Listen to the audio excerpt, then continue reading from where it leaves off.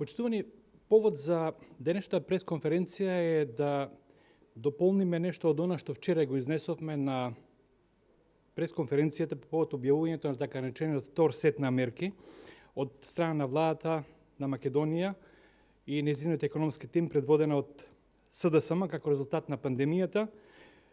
Уште на почетокот би сакале да апелираме дека овој сет мерки треба да се преиспита со цел да се намали ударот врз граѓаните и стопанството, како и да се зголеми нивото на сериозноста во пристапот со справување со кризата. Јасно е веќе на сите дека мерките доцнат, стопанството и граѓаните непотребно се изложени на непредвидливост.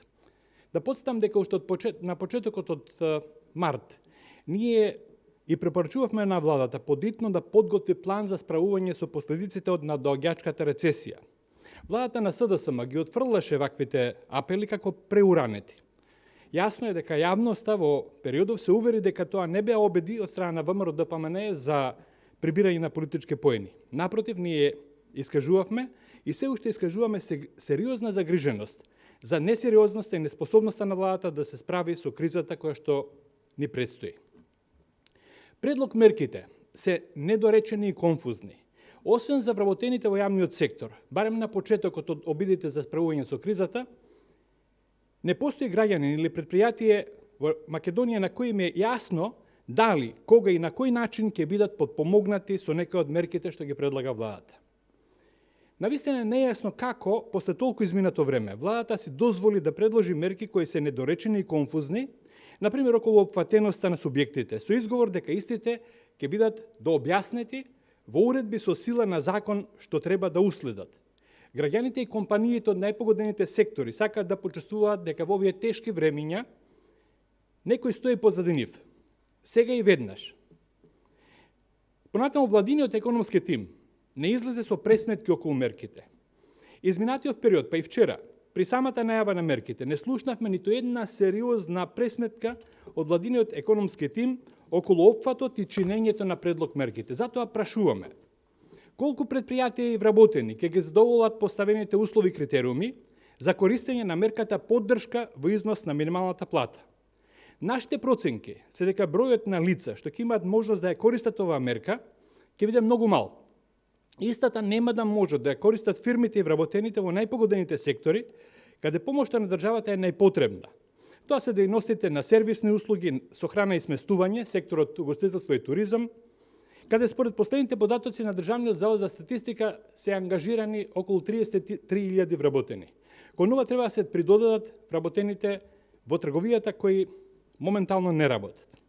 Исто така, во мерките не видовме помош и поддршка за само вработените лица и за најчиите. Тие се соочуваат со големи проблеми и ставаат клуч на вратата. Почитувани, повторувам дека има мерки од предлогот кои се прифатливи. Сепак, предлогот треба да е прифатлив за најголемиот број погодени граѓани и предпријатија во целина. Ја користам оваа прилика да подсетам на некои од нашите клучни предлози за кои цениме дека се реални и се далеко поповолни за граѓаните и за економијата во целина во споредба со тоа што го нуди владата. Прво, владата предлага поддршка на предпријатијата од приватниот сектор за исплата на плати почнувајќи од април, кои во џебовите на граѓаните треба да стигнат во текот на првата половина од мај, додека економската криза предизвикана од ширењето на новиот коронавирус наголемо ја пустоши македонската економија. Во моментов десетици, ако не и стотици илјади граѓани се загрижени дали ќе имаат средства за живот во април, затоа што илјадници компании престанаа со работа. Да подсетам дека дури и во поразвиени земји од нашата, половина од домаќинствата немаат ликвидни средства со кои би можеле да ги покријат трошоците за живот во наредните 7 до 8 денови, доколку пресоши изворот на редовна заработувачка. Истото се однесува на малите и средни компании. Овие компании, оставени сами на себе, без ликвидни средства, им се заканува клуч на врата. Како што е познато, нашиот предлог е субвенциите за исплата на плати кај погодените од кризата сектори во висина од 50% од бруто плата или 70 до 80% од нето платата, да се покриват од државниот буџет уште со исплатата на мартовската плата. Роковите за исплата на платите за март веќе течат, денеска сме 1 април, а 15 април е крајниот законски рок. Понатаму владата непромислено предлага компаниите да продолжат со плаќање на придонесите за социјално осигурување и на персоналниот данок за вработените. Со ова предлогот за поддршка на исплата на плати во висина на минимална плата станува бесмислен. Работниците ќе треба да однесат дома износ далеко понизок од минималната плата и да бидат доведени до работна екзистенција. Ова не смее да се дозволи. Треба да се прогласи мораториум за уплата на овие давачки во таргетирани најпогодени сектори, предпријатија и граѓани. Како можеме да претпоставиме дека фирмите кои што се на колена, особено оние од најпогодените сектори, кои што заради заштита на јавното здравје и забавување на ширењето на новиот коронавирус, меѓу македонската популација беа принудени целосно да престанат со работа уште кон средината на март, ако не е порано.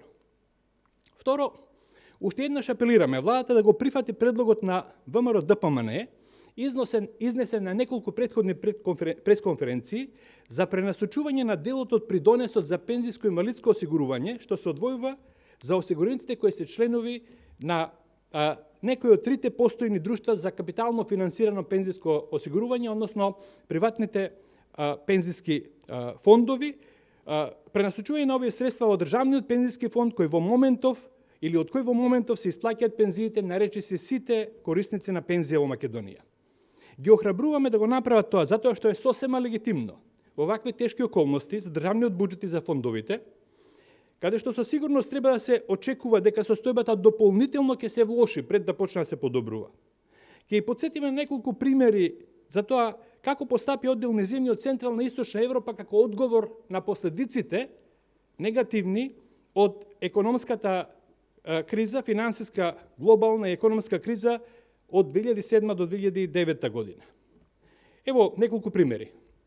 Например, Естонија, една од најнапредните земји од Источна Европа, целосно ја суспендираше уплатата во приватните пензиски фондови од 1 јуни 2009 година до 31 декември 2010 година, значи цели 2 години, а потоа во 2011 година стапката започна да ја зголемува од 1 до 2% на средства кои што одат во приватните пензиски друштва. Соседната нејзе Латвија во мај 2009 година ја намали стапката од 8 на 2% на средства што одат во приватните пензиски друштва. Литванија ја намали стапката од 5,5 на 2% во 2011 година. Унгарија целосно ги национализираше приватните пензиски фондови и средствата ги припои кон државниот фонд. Полска на 1 мај 2011 година ја намали стапката за приватните пензиски фондови од 7,20 на 2,30%. Дополнително, како што е познато, пред 2 години полската влада со закон целосно го национализираше делот од средствата на приватните пензиски фондови кој што беше во тоа време инвестиран во државни харти од вредност, а тоа беше износ од речиси 2/3 од вкупните средства со кои што располага приватните пензиски фондови. Словенија никогаш не воведе задолжителен втор столб. Покрај државниот постојат доброволни пензиски фондови. Како што вчера спомна на пресконференцијата нашиот председател господинот Христијан Мицковски, само во првите 2 месеци од 2020 година, по овој основ на име придонеси во приватни пензиски друштва се трансферирани околу 25 милиони евра. Во новонастанатите околности во кои буџетот се соочува со неликвидност, а потребите од средства за поддршка на здравството, на вработените и на компаниите во Македонија се огромни. Ова е понуда што владата не само што не смее да ја одбие, туку треба и да ја поздрави. Не сум сигурен дека при промените улоги на релацијата власт-опозиција, некоја друга опозиција би покажала толков степен на кооперативност и разбирање по вака чувствително прашање. Трето, не гледаме воорена програма за прераспределба на средства со цел да се помогне во справувањето со економската состојба, туку владата си продолжува да троши како ништо да не се случува. Особено се однесува на месец март. Ќе видиме за понатаму. Тоа може да се види од податоците за извршување на буџетот за февруари, а нашите информации говорат дека истата практика продолжува и во март. Препорачуваме да се направи итна прераспределба на средствата во државниот буџет. Повеќе средства за здравството, а помалку за непродуктивни трошења. Секоја институција во јавниот сектор поединечно да направи кратење на непродуктивните средства по конта и тие јавно да ги објави, со цел потврдување или не на искрените намери на оваа влада во насока на заштеди во буџетот. Ова да го направат и акционерските друштва во целосна државна сопственост и јавните предпријатија на централно и на локално ниво. Препорачуваме забрзување на извршувањето на капиталните проекти за кои е обезбедено финансирање, а со цел да се зголеми економската активност. На крај, почитувани, нашиот економски тим, како што сме истакнале повеќе пати претходно, е на располагање и ќе продолжиме во наредниот период блиску да ја следиме ситуацијата и да го штитиме интересот на граѓаните и на нашето стопанство. Тука би искористил приликата да разјаснам дека ниту јас, како член и представник на најголемата опозицијска партија ВМРО-ДПМН, на адхок телото Економски совет на владата на Македонија, ниту пак заменик министерката за финансии Гордана Димитриевска-Кочовска не бевме консултирани околу најбитните компоненти на сетот мерки. Ние не стоиме позади овие одлуки и апелираме до владата за поголема кооперативност и инклузивност, како на опозицијата, така и на стопанството, кое очигледно е разочарано во носењето на овие одлуки. Благодарам на вниманието.